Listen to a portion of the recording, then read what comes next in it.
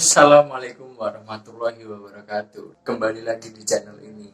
Nah, kali ini saya akan membagikan penggunaan dari function di MySQL. Nah, tunggu apa lagi, langsung saja lihat videonya.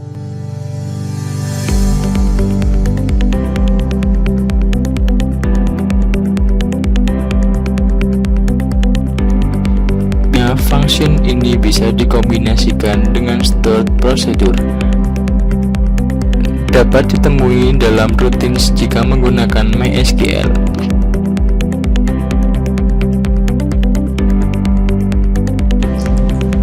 Berikut adalah fungsi-fungsi yang dapat diterapkan pada MySQL.